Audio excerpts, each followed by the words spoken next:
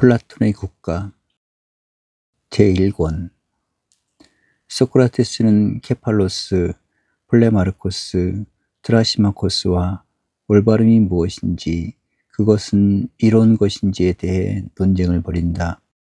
케팔로스는 올바름 속에서 살면 노년에도 희망이 있다면서 그것이 재산 덕분이라 말한다. 거짓말을 하거나 비치지 않고 삶을 마감할 수 있다는 이유다. 이로써 그는 올바름에 대한 기나긴 논쟁의 서두를 꺼내게 된다. 이에 소크라테스는 그것만으로 올바름이 설명이 될 수 있겠느냐면서 미쳐버린 친구에게 빌렸던 무기를 돌려주는 것은 올바른 일이 될 수 없다고 반박한다. 플레마르코스는 각자에게 갚을 것을 갚는 것이 올바름이라면서 대화에 끼어든다. 그는 친구에게 이로움을 주고 적에게 해로움을 주는 것이라고 자기 주장을 약간 수정한다. 소크라테스는 친구에게 나쁜 것을 돌려주는 것도 올바른 일인가? 친구라고 모두 좋은 사람인가? 적에게 해로움을 주는 것이 올바른 일인가? 따위의 질문으로 논박한다. 트라시마코스는 올바름은 강자의 이익이라고 주장한다. 지배자들이 법을 제정하면서 자신들의 이익을 우선시한다는 것이다. 목동이 양을 돌보는 것도 주인의 이익을 위한 것이라고도 주장한다. 소크라테스는 이에 통치자도 실수로 자신에게 이익이 안 되는 것을 제정할 수 있다고 말한다. 또 참된 의사가 참된 의술을 펼치는 것은 환자를 돌보기 위한 것이듯 올바름은 다스림받는 자에게 이득이라고 주장한다. 이제 트라시마코스도 소크라테스에게 동의한다. 끝으로 소크라테스는 올바르지 못함은 대립과 증오를 낳기 때문에 힘을 잃는 반면 올바름은 뛰어남을 뜻하기 때문에 일도 잘하게 되고 행복과 이익을 얻을 수 있다고 주장한다. 하지만 소크라테스는 아직 올바름 자체에 대해서는 논의를 채 못했다고 말함으로써 이권을 예비한다. 나는 어제 글라우콘과 함께 피레우스에서 축제를 구경하고 돌아오다가 케팔로스의 아들 폴레마르코스 일행을 만나 그의 집에 초대를 받았네. 일행 가운데는 글라우콘의 형 아데이만토스도 있었는데 그가 저녁에는 여신을 위한 횃불 경마가 있고 철야제도 있으리라고 말한 터여서 나는 그의 집에 묵기로 했지. 집에는 그 동생 리시아스와 칼케톤의 트라시마코스, 아리스토니모스의 아들 클레이토폰 말고도 여럿이 있었지. 폴레마르코스의 아버님 케팔로스 어른은 제우스 신에게 제물을 바친 뒤 의자에 앉아 쉬고 계셨네. 많이 늙으셨더군. 나를 반가이 맞으신 케팔로스 어른이 말씀하셨네. 소크라테스 선생, 너무 뜸하게 들려주십니다. 나는 몸의 즐거움은 시들해지고 대화를 향한 욕망과 즐거움은 나날이 늘어가니 선생께서는 이런 젊은이들과 함께 자주 찾아주십시오. 케팔로스님, 저도 연로하신 분들과의 대화를 기뻐합니다. 앞으로 우리도 가야 할 삶의 여정이 어떤지를 어른께 듣고 싶군요. 그러지요. 나는 또래들과 자주 어울리는데 그들은 젊은 시절의 즐거움이나 성적 쾌락 또는 술련치 따위가 사라지게 됨을 무척 아쉬워하거나 무언가를 빼앗긴 듯 한탄하더군요. 노인에 대한 친척들이 불순한 태도에 대해서도 탄식하고요. 그들은 이런 불행이 나의 탓이라지만 나는 그리 여기지 않는답니다.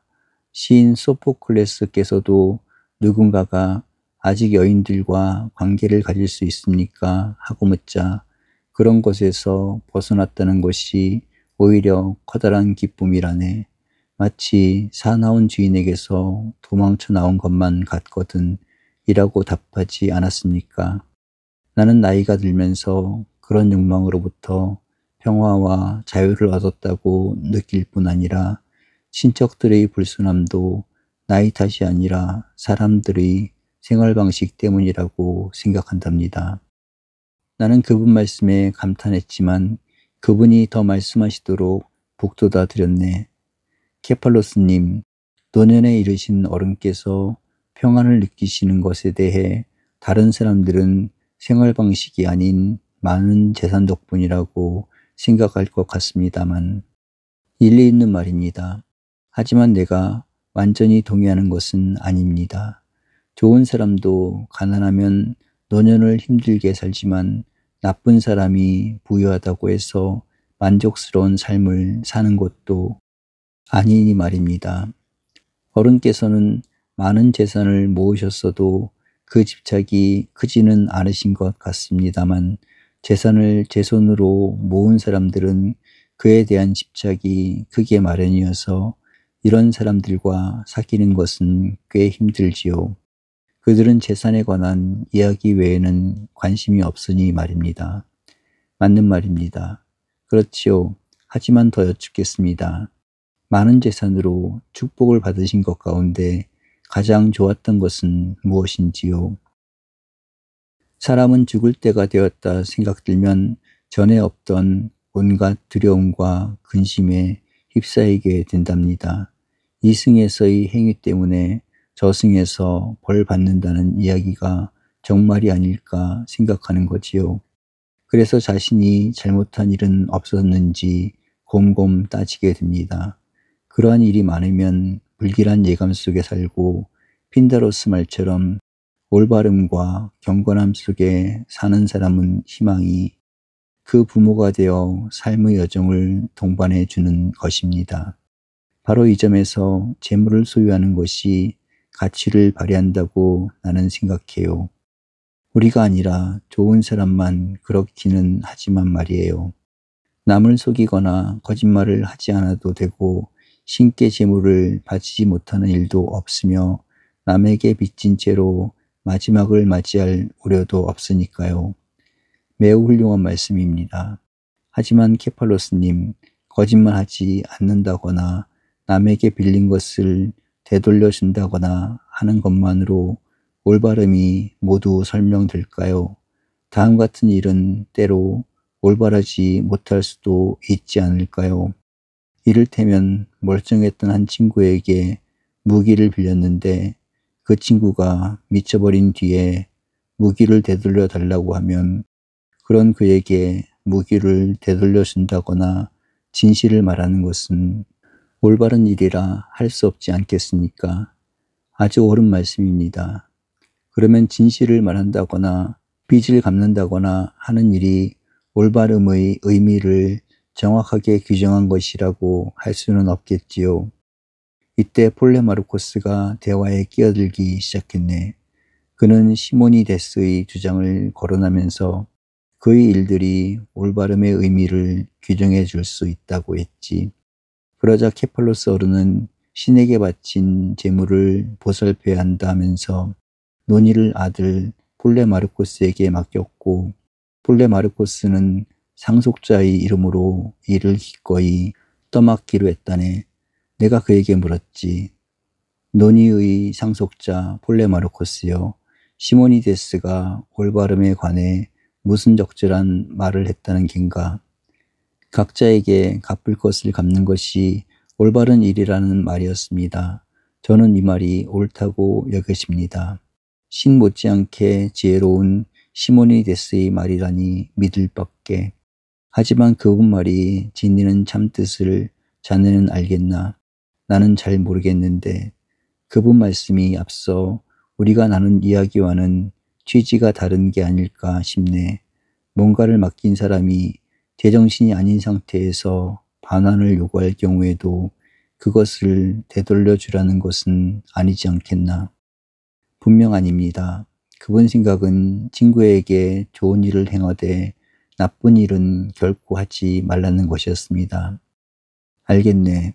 그렇다면 빌린 것이라 할지라도 그것이 나쁜 것이라면 친구에게 되돌려 주어서는 안 된다는 것이 시모니데스 말씀의 참뜻이라 할 수 있겠군. 물론입니다. 그럼 적의 경우는 어떠할까? 적에게도 갚을 것은 갚아야 할까? 적에게도 갚을 것은 갚아야겠지요. 다만 적에게 갚는다는 것은 그에게 합당한 것, 즉 나쁜 것을 갚는 것이 되겠지요. 그러면 시모니데스는 올바름의 본질에 대해 시인답게 암시적으로 말한 것이 아닐까. 각자에게 합당한 것을 주는 것, 이른바 빚을 갚는 것이 올바름이라고 말한 것 같으니 말이네. 왜 안 그렇겠습니까? 그렇다면 올바름이란 누구에게 무엇을 주는 것일까? 그것은 친구에게는 이로움을 주고 적에게는 해로움을 주는 기술이라 할 수 있겠습니다. 그러면 병이 걸린 친구나 적에게 이로움을 주거나 해로움을 주는 데에 가장 능숙한 사람은 누구일까? 항해를 하다 위험에 빠졌을 때 사람들을 구하는 데에 가장 능숙한 사람은 누구일까? 의사와 기잡이입니다. 그럼 올바른 사람이 친구에게 이로움을 주고 적에게 해로움을 주는 데에 가장 능숙할 때는 어떤 행동을 하는 경우일까? 누군가와는 맞서 전쟁을 하고 누군가와는 연합을 할 때라고 생각합니다. 그럼 아프지 않은 사람이나 항해를 하지 않는 사람에게는 의사나 기잡이가 필요 없듯이 평화로울 때는 올바름도 쓸모없겠네. 전혀 그렇게 생각하지 않습니다. 전쟁 때뿐 아니라 평화로울 때에도 올바름이 쓸모있단 말이지. 쓸모있지요. 평화로울 때 올바름이 쓸모있다면 어떤 일에 있다는 것인가? 계약을 할 때나 거래를 할 때입니다, 선생님.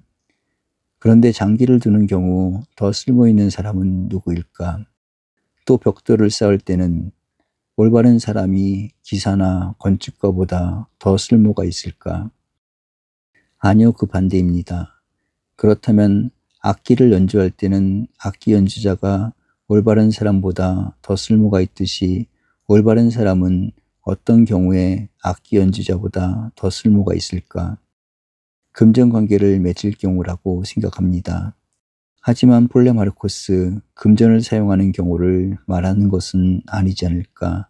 말을 사고 팔 경우라면 말 전문가가 더 쓸모있지 않을까?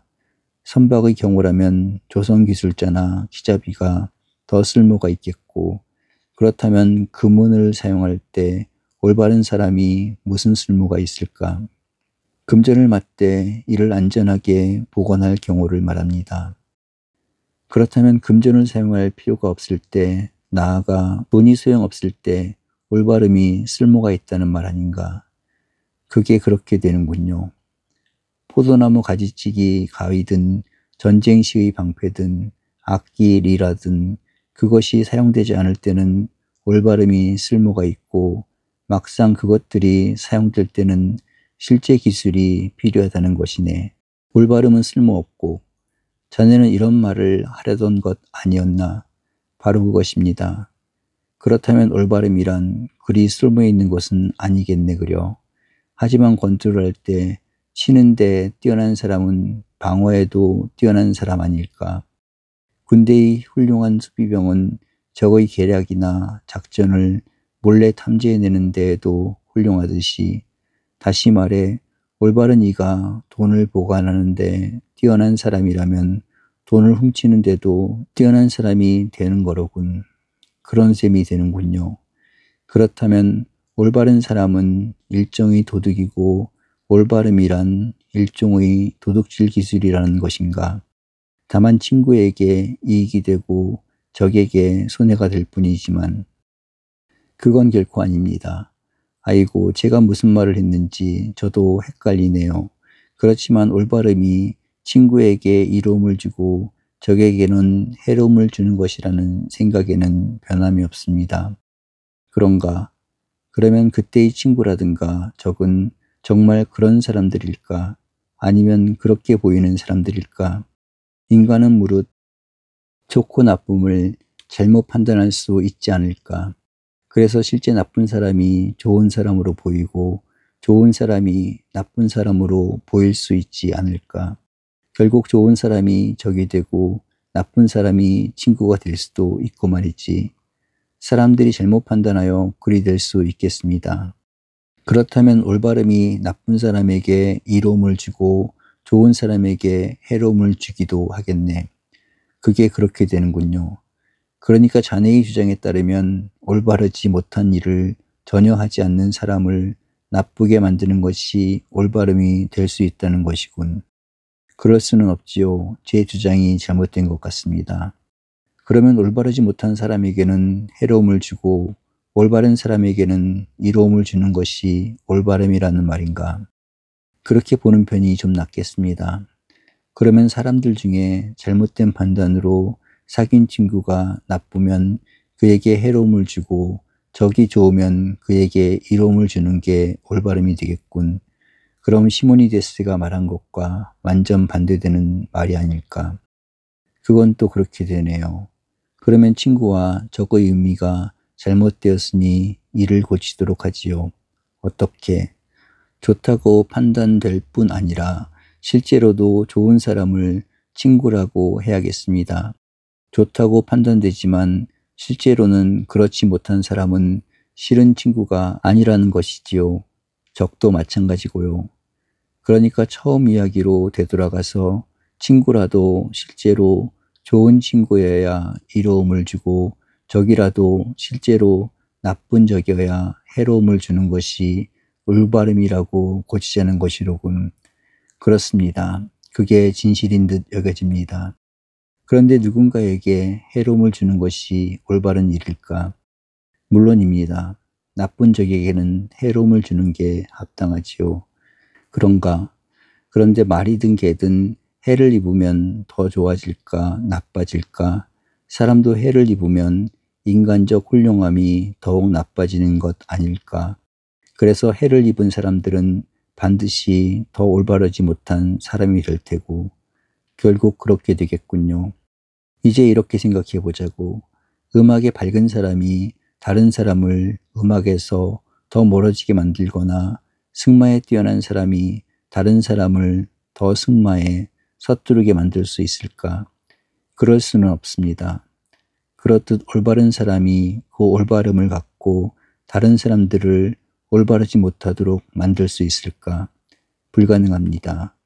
무엇인가를 차게 하는 것은 열의 작용이 아니라 반대 것이 작용이듯이 친구든 적이든 누군가에게 해를 입히는 것은 올바른 사람의 작용이 아니라 반대, 즉 올바르지 못한 사람의 작용이 아니겠는가. 완전 옳으신 말씀입니다. 소크라테스 선생님.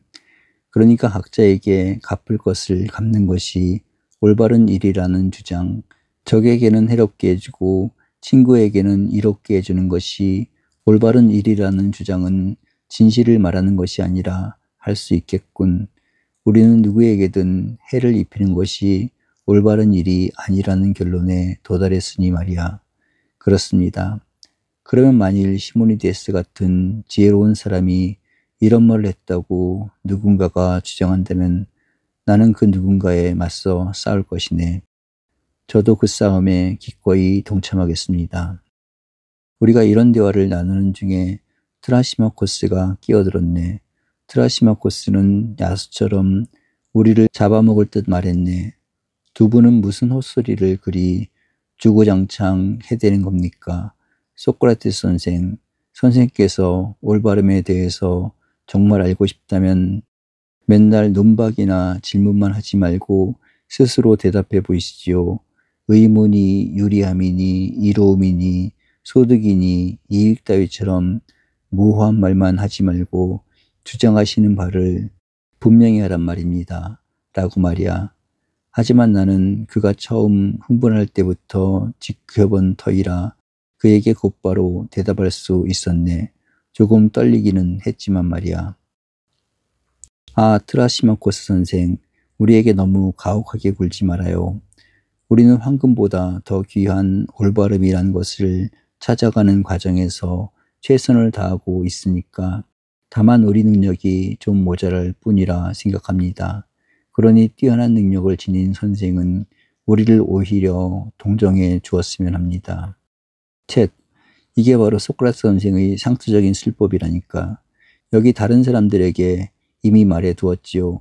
선생은 질문만 할 뿐 대답은 결코 하지 않는 시치미떼기 술법을 펴리라고 말입니다.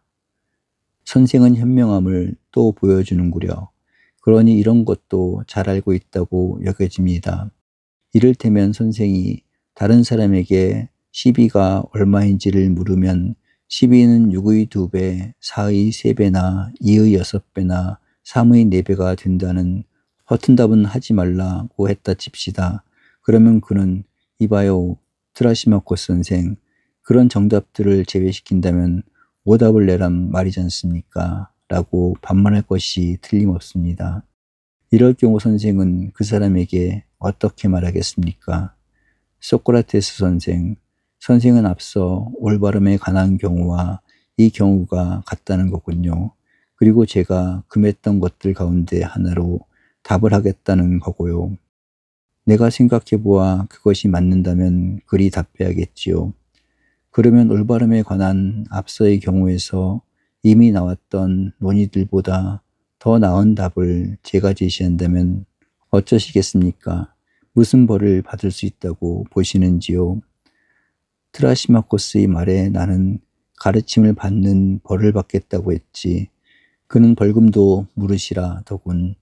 내가 돈이 생기면 그리하겠다고 하자 글라우콘이 돈은 우리가 거두어낼 테니 트라시마코스 선생은 말씀을 계속하시라며 나를 거들었네. 나도 내 스스로 잘한다고 못하겠으니 잘한다는 선생이 답해보시라고 했네. 그는 인기를 얻고 싶은 데다 답을 안다고 생각했던지 안달이 나서 스스로 답변하기 시작했네. 그러면 들어보십시오. 저는 올바름이란 강자의 이익 이외의 다른 어떤 것도 아니라는 주장입니다. 자, 이제 칭찬을 해 주시지요. 먼저 선생의 말뜻이나 제대로 알아야 칭찬을 해도 하지 않겠습니까?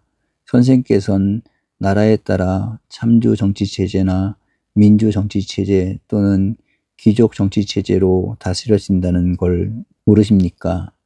모를 리가 있나요? 이들 나라마다 힘을 행사하는 것은 지배하는 쪽이지요. 물론입니다. 법을 제정할 때 각 정권은 자기들의 이익을 우선시하겠지요. 민주정치체제든 귀족정치체제든 참주정치체제든 말입니다. 일단 법이 제정되면 그들은 이 법의 다스림을 받는 자들에게 올바른 것이라고 공표합니다. 이를 어기면 범법자라거나 올바르지 못한 자라거나 하면서 처벌하기도 하고요. 이는 어느 나라나 같습니다. 이제 선생의 말뜻은 알겠습니다. 하지만 그것이 참인지 아닌지는 따져보아야 할 문제지요. 그런데 선생은 이익이 올바른 것이라고 말했군요. 내게는 그런 말을 쓰지 말라더니 아무튼 올바른 것이 이익이 된다는 점에 대해선 나도 동의합니다만 그것이 강자의 것이라는 점에 대해서는 잘 모르겠기에 이를 검토해 보아야겠습니다. 선생은 통치자에게 복종하는 것이 올바르다는 주장 아닙니까?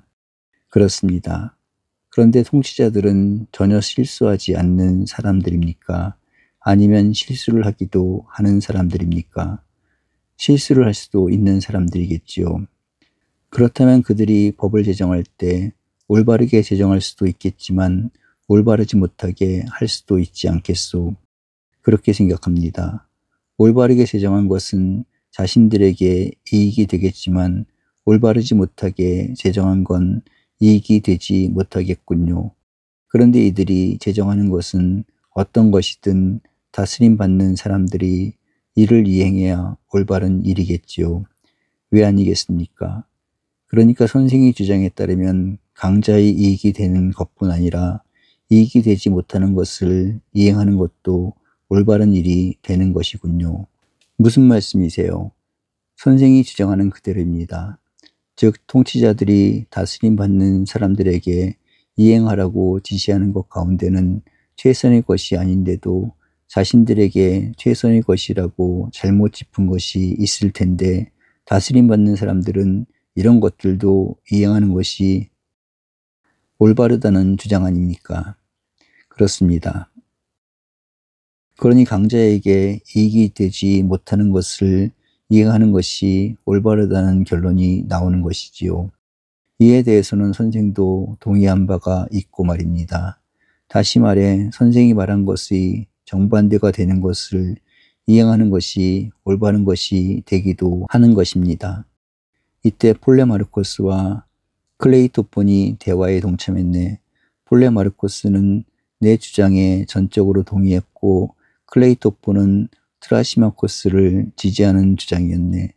나는 폴레마르코스에게 트라시마코스의 주장을 액면 그대로 받아들이자고 말하면서 트라시마코스에게 이런 질문을 던졌네. 트라시마코스 선생, 선생이 말하는 바의 강자의 이익이라는 것이 실제로 강자에게 이익이 되든 안 되든 강자가 자신에게 이익이 된다고 판단하는 그러한 것인가요? 천만의 말씀입니다. 실수를 저지르는 사람을 제가 강자의 부류에 넣으리라고 선생은 생각하시는가요? 선생이 그런 뜻으로 말하지 않았습니까? 통치자가 실수를 저지를 수도 있다고 동의한 것 아니었습니까? 소크라테스 선생, 선생은 논의를 왜곡하십니다. 어떤 사람이 환자에게 실수를 저지른다면 선생께서는 그를 의사라 부를 수 있겠습니까? 전문가라는 이름에 걸맞은 사람이라면 실수를 하지 않는다는 것이 제 생각입니다. 이처럼 통치자도 그가 통치자인 한은 실수를 하지 않습니다. 나아가 그는 자신을 위해 최선의 것을 제정할 겁니다. 결국 강자의 이익을 이행하는 게 올바르다는 제 처음 이야기는 여전히 유효합니다. 나는 논의를 왜곡할 생각이 없어요. 앞으로 이러한 문제가 더 생기지 않도록 하기 위해 선생이 말하는 통치자나 강자가 어떤 쪽인지 확정짓도록 합시다. 사람들이 흔히 말하는 실수도 하는 그런 사람인지 아니면 엄밀한 의미에서 실수를 하지 않는 통치자나 강자인지. 가장 엄밀한 의미에서 통치자를 말합니다. 어디 한 번 더 왜곡해 보시지요. 내가 트라시마코스 선생을 상대로 왜곡이나 할 만큼 실성한 사람 같습니까? 아무튼 그런 말다툼은 그만둡시다. 그러나 내 질문에 대답해 주시기 바랍니다. 앞서 선생이 말한 엄밀한 의미에서의 의사, 즉 참다운 의사는 돈벌이를 하는 사람입니까? 환자를 돌보는 사람입니까? 또 올바른 의미에서의 기자비는 통솔자입니까? 단순한 선원입니까? 의사는 환자를 돌보는 사람이며 기자비는 통솔자입니다. 그렇지요. 그런데 의사니 기자비니 하는 말은 그들의 기술과 관련해서 말하는 것 아니겠습니까? 그리고 이때 기술이란 무언가 환자나 선원에게도 이익이 되기 때문에 필요한 것일 테고 의술이란 환자 몸에 이로움이 되도록 하기 위해 준비된 기술이라는 게 내 생각이란 말입니다. 내 생각이 옳은 것 같습니까? 옳습니다. 하지만 이때 의술 같은 기술이라는 것 자체는 결함이나 어떤 훌륭한 상태의 결핍이 있는 것일까요? 그래서 그 결함을 보완하거나 그 기술의 이익을 위할 또 다른 기술이 필요한 것일까요? 아니면 그런 결함 없이 오로지 그 기술과 관련된 대상의 이익만을 찾게 되는 그런 온전한 것일까요? 엄밀한 의미에서 어떠한지 생각해 보십시오. 후자라 생각합니다. 그렇다면 의술은 의술에 이익이 되는 것이 아니라 몸에 이익이 되는 것을 생각할 것이고 경마기술은 말에 이익이 되는 것을 생각할 것입니다. 이와 같이 다른 어떤 기술도 자체의 이익보다는 관련된 대상의 이익을 생각할 것입니다. 그렇겠습니다. 그러면 그 어떤 전문적 지식도 강자의 이익보다 오히려 약자나 대상의 이익을 생각하지 않겠습니까? 다시 말해 엄밀한 의미의 의사는 돈벌 일을 하는 자가 아니라 몸을 관리하는 자이듯이 통솔자의 경우 또한 통솔자 자신의 이익보다는 다스림을 받는 사람들의 이익을 염두에 두지 않겠느냐는 것이지요. 이쯤 되자 올바름에 대한 의미 규정이 트라시마코스가 말한 것과 완전 반대로 되었음을 모두 알게 되었네. 그런데 트라시마코스는 대답하기는커녕 오히려 나에게 이렇게 물었네. 소크라테스 선생께는 보모가 있기나 합니까? 선생 보모는 코 흘리개인 선생의 코를 닦아주지 않는 듯해서 말입니다. 그 탓에 선생은 양과 목동도 구별하지 못하는 것 같습니다. 무슨 소리요? 양치기 목동이 양들을 돌보는 것은 주인이나 목동 스스로가 아니라 다른 무엇인가를 위해서라고 선생께서 생각하니 하는 말입니다. 선생께서는 통치자도 자기들의 이익이 아닌 다른 어떤 것을 염두에 둔다고 생각하시네요. 이렇듯 선생께서는 올바름과 올바르지 못함에 관해서도 잘 모르고 계신다는 생각이 듭니다. 올바름은 남에게 이익이 되는 것이라 할 수 있습니다. 다스림을 받는 자들에게 올바름은 그들 자신에겐 해가 되지만 강자에겐 이익이 됩니다. 그리고 올바르지 못함은 반대지요. 순진하신 소크라테스 선생, 올바른 사람은 언제나 올바르지 못한 사람보다 덜 갖는다고 생각합니다. 동업하다 갈라설 때나 세금 낼 때나 나라의 혜택을 받을 때를 생각해 보십시오. 선생이 더 쉽게 이해할 수 있게 이번엔 완벽한 의미의 올바르지 못함을 생각해 봅시다. 그것은 올바르지 못한 사람을 행복하게 만드는 반면 올바른 사람은 비참에 빠뜨립니다. 예를 들어 참주는 신성한 것이든 세속적인 것이든 가리지 않고 남의 것을 강제로 한꺼번에 빼앗습니다. 개인이 이런 짓 하면 비난받거나 처벌받지만 참주 같은 사람은 칭송을 받습니다. 이러한 까닭에 저는 올바름이 강자에게 이익이 되고 올바르지 못함은 개인에게 이익이 된다고 말했던 것입니다. 트라시마코스는 이리 말한 뒤 떠날 생각이었네. 하지만 같이 있던 사람들이 그에게 더 자세히 설명해 달라고 요구했고 나 또한 주장만 펼치지 말고 그것이 맞는지 틀리는지 충분히 가르쳐 달라고 요청했다네. 나는 아직 납득이 가지 않습니다. 올바르지 못함이 올바름보다 더 이익이 된다고 생각되지 않아요. 나뿐 아니라 여기 있는 여러 사람들이 같은 생각일 것입니다. 그러니 우리를 잘 설득해 보십시오. 어찌 더 선생을 설득시키란 말입니까? 제 주장을 선생 머리에 억지로 주입시키기라도 하란 말씀입니까? 그러라는 것이 아니지 않습니까? 앞서 이야기한 것을 다시 검토해 보자는 것입니다. 이를 위해서는 먼저 선생이 논리의 일관성을 유지할 필요가 있습니다. 혹 견해를 바꿀 일이 있다면 이를 명백히 밝힌 뒤 바꾸기 바랍니다. 선생은 앞서 의사에 대해서는 엄밀히 규정했으나 양치기 목동이 양을 키우는 것은 양의 이익을 위한 것이 아니라 그냥 돈벌이를 위한 것이라고 말했지요. 하지만 양치기 기술의 관심사는 분명 그 대상에게 최선의 것을 제공하는 데 있습니다. 통치술 또한 다스림이나 돌봄을 받는 쪽을 위한 최선의 것을 생각할 것입니다. 그런데 트라시마코스 선생은 참된 통치자들이 자진해서 통치를 한다고 생각합니까? 결코 그렇지 않다고 생각합니다. 그래요. 이렇게 생각해 봅시다.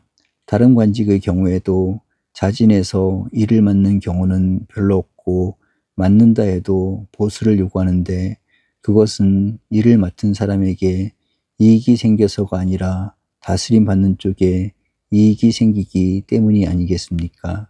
선생은 이것이 이해되지 않습니까? 또 묻자면 우리는 여러 기술에 대해 말했습니다. 그것들은 각각 다른 능력을 갖고 있기 때문이 아니겠소. 각각의 기술이 서로 다르다는 것은 맞습니다. 그럼 각 기술이 우리에게 제공하는 이익도 공통된 게 아니고 특유한 것이겠지요. 이를테면 의술은 건강을 제공하고 기잡이 기술은 항해할 때의 안전을 제공하듯이 말입니다. 다른 기술 또한 그러하고 당연합니다. 그런데 보수를 얻는 기술은 우리에게 보수를 제공해 주는 것이겠지요. 그렇지만 우리는 이것과 다른 기술을 혼동하지 않습니다. 선생은 혹시 의술과 기잡이 기술을 같은 기술이라 부릅니까? 기잡이가 항해를 하면서 건강해졌다고 기잡이 기술을 의술로 부르지는 않겠지요. 또 노동자가 일하면서 건강해졌다고 해서 보수를 얻는 기술을 의술로 부르지도 않겠고요.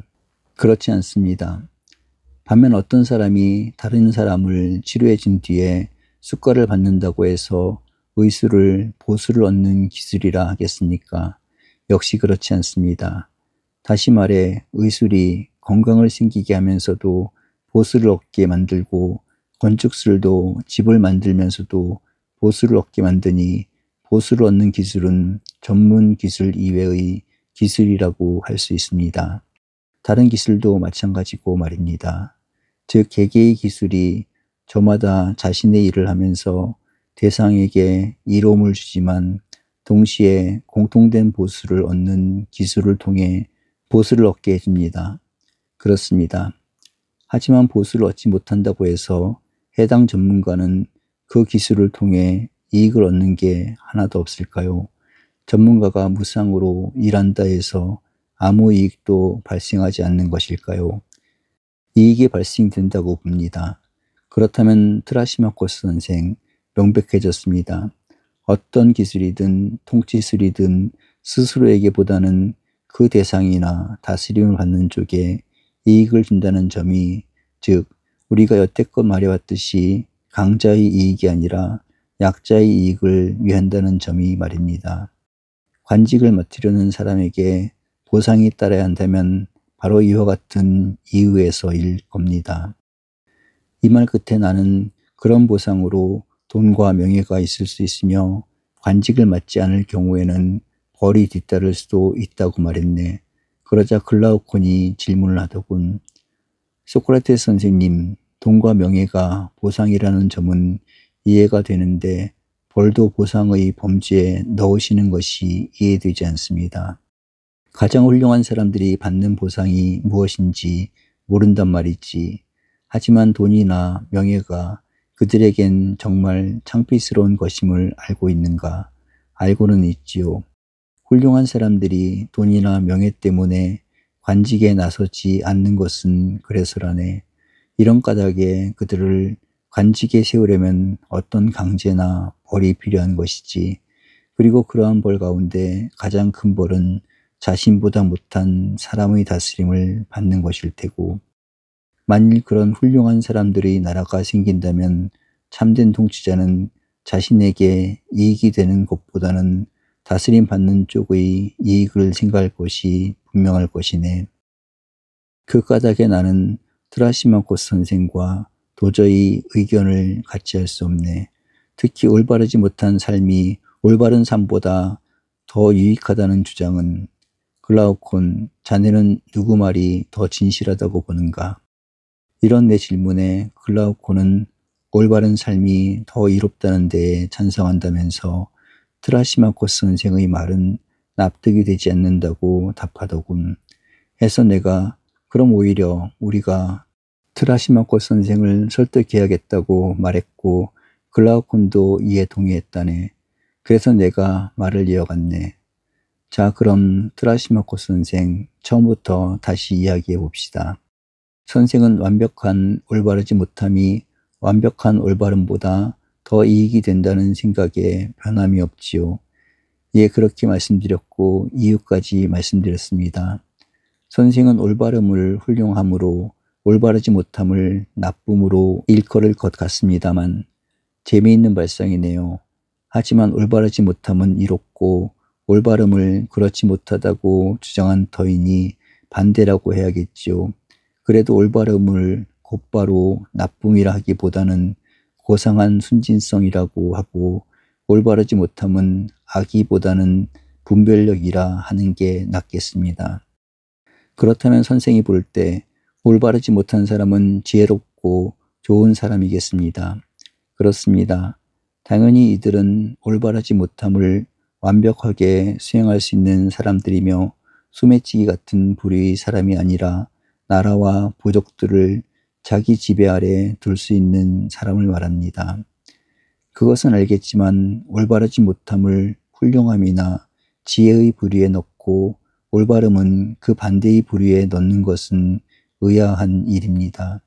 올바르지 못함이 이익이 된다고 여길지라도 그것이 사실은 나쁨이며 창피스러운 것이라는 데에 동의한다면 상관없겠는데 선생은 우리가 올바름의 속성이라고 여기는 것을 오히려 올바르지 못함에 귀속시키니 말입니다. 잘 알고 계시는군요. 좋소. 이제 이 질문에 대답해 주셨으면 합니다. 즉 올바른 이는 다른 올바른 일을 뛰어넘고 싶어 할 거라 생각합니까? 천만의 말씀이지요. 만일 그렇다면 올바른 이들이 이토록 예의 바르고 순진하지는 않았을 겁니다. 그럼 올바른 이가 올바르지 못한 사람에 대해서는 어떨까요? 뛰어넘을 자격이 있다거나 뛰어넘고 싶어 하겠지요. 그럼 올바르지 못한 사람이 올바른 사람에 대해서는 마찬가지 아니겠습니까? 올바르지 못한 사람은 올바르지 못한 사람에 대해서도 그러겠군요. 맞습니다. 결국 올바른 사람은 다른 올바른 사람에 대해선 뛰어넘으려 하지 않고 올바르지 못한 사람에 대해선 뛰어넘으려 하지만 올바르지 못한 사람은 올바른 사람이든 올바르지 못한 사람이든 뛰어넘으려 한다는 말이지요. 훌륭히 말씀하셨습니다. 그런데 선생은 올바르지 못한 사람이 분별 있고 훌륭하며 올바른 사람은 그렇지 못하다고 했어요. 그렇지요. 그럼 어떤 사람에 대해 음악에 능숙하다고 하고 다른 어떤 사람에 대해선 음악을 모른다고 할 때 어떤 사람을 분별력이 있다고 하고 어떤 사람을 분별력이 없다고 하겠습니까? 당연히 음악에 능숙한 사람을 분별력이 있다고 하고 음악을 모르는 사람은 분별력이 없다고 해야겠지요. 이때 분별력이 있는 경우 훌륭하다고 하지만 분별력이 없는 경우 훌륭하지 못하다고 하겠군요. 그렇습니다. 음악이나 의술에 능숙한 사람은 다른 전문가들의 기술을 뛰어넘으려 할까요? 아닐까요? 또 음악이나 의술에 능숙하지 않은 사람들에 대해서는 어떨까요? 다른 전문가에 대해서는 뛰어넘으려 하지 않지만 능숙하지 않은 사람에 대해서는 뛰어넘으려 하겠지요. 그렇지요. 올바른 사람은 같은 올바른 사람에 대해선 뛰어넘으려 하지 않고 올바르지 못한 사람에 대해서는 뛰어넘으려 하니 올바른 사람은 전문가처럼 지혜롭고 훌륭한 사람을 닮았고 올바르지 못한 사람은 못되고 무지한 사람을 닮은 게 아니겠습니까? 그런 것 같습니다. 이렇듯 트라시마코스는 모든 곳에 동의했지만 선뜻 동의한 건 아니네. 아무튼 우리는 올바름이 훌륭함이자 지혜라는 것, 그리고 올바르지 못함이 나쁨이자 무지라는 것에 동의하게 되었네. 그래서 나는 트라시마코스 선생에게 올바르지 못함이 강하다고 한 말을 기억하냐고 물으면서 새로이 문제를 제기했고 그는 기억도 하고 있으며 이와 관련되어 할 말도 있으니 하고 싶은 말을 맘대로 하게 허용하거나 질문해 달라고 요청했네. 나는 그에게 본인의 의견에 어긋나게 말하지나 말라면서 질문을 던졌네. 올바르지 못함과 비교해 올바름의 성질은 무엇인지 검토하기 위하여 다시 질문하겠습니다.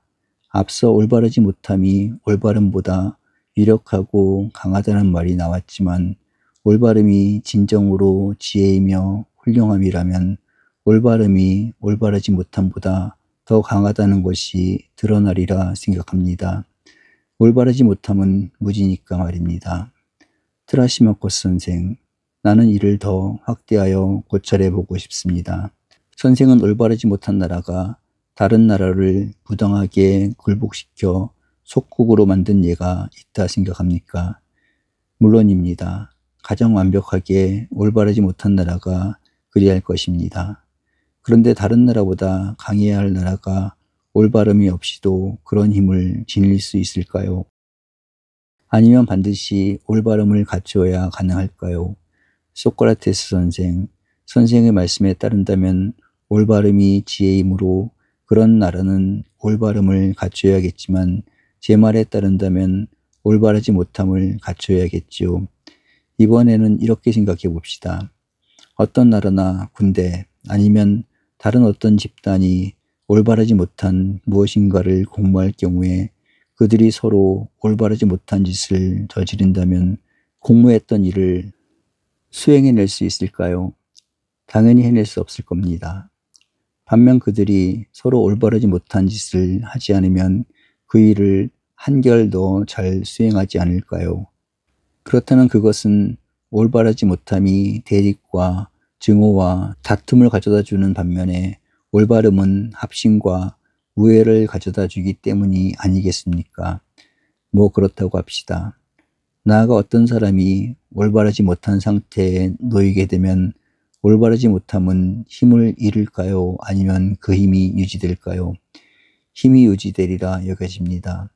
그렇다면 그 힘이란 대립과 불화를 일으켜 무엇인가를 일으켜내지 못하게 만드는 한편 그들 자신뿐 아니라 올바른 것을 포함하는 모든 것을 적으로 만드는 힘이 되겠군요.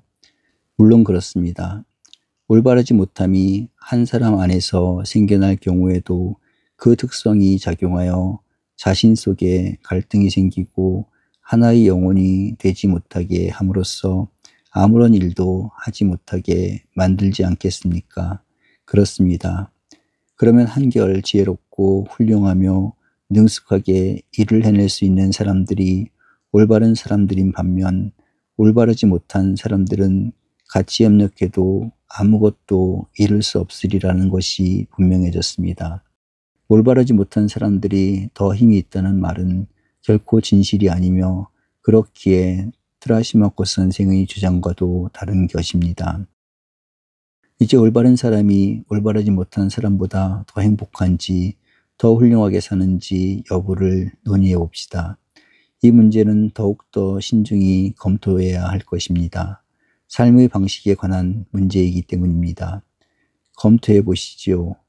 무엇인가를 볼 때 눈 이외에 다른 것으로 할 수 있습니까? 무엇인가를 들을 때 귀 이외의 다른 것으로 할 수 있습니까? 결코 없습니다.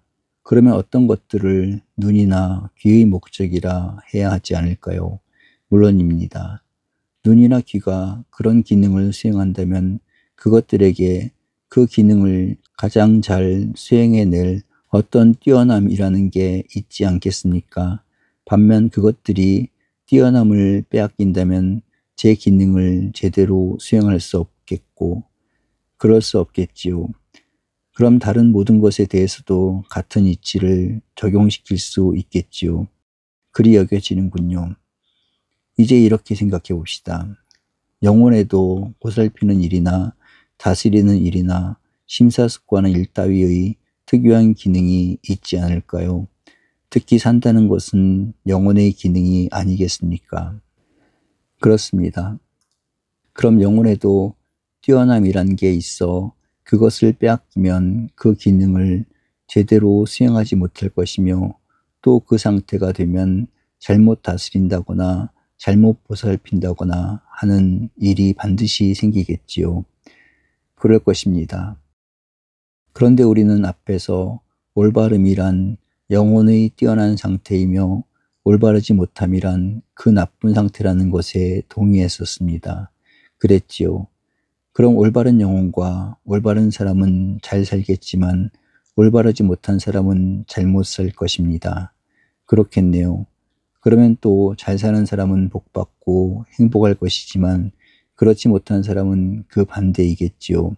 왜 안 그렇겠습니까? 그러니 올바른 사람은 행복하지만 올바르지 못한 사람은 불행할 것입니다. 또 불행하다는 것은 이익이 되지 않지만 행복하다는 것은 이득이 됩니다. 당연합니다. 그러니 트라시마코스 선생, 올바르지 못함은 올바름보다 결코 이익이 될 수 없지 않겠습니까? 소크라테스 선생, 선생께 축하 말씀드립니다. 아닙니다. 오히려 선생 덕입니다. 선생이 대화에 상냥하게 임해 주셨기 때문이지요. 하지만 우리는 올바름이란 무엇인가 하는 것 자체를 알아내기도 전에 그것이 나쁜 상태인지 훌륭한 상태인지에 대해 먼저 논의했고, 그 뒤로는 올바르지 못함이 올바름보다 더 이익이 된다는 주장에 부딪혀 이 문제를 논의했습니다. 하지만 나는 지금까지 대화로는 아무것도 알아내지 못했다는 느낌이 드는군요. 올바름이란 무엇인가 하는 것을 알아내지 못한다면 그것이 훌륭함인지 아닌지, 그리고 그것이 행복을 가져오는지 불행을 가져오는지 알 수 없습니다.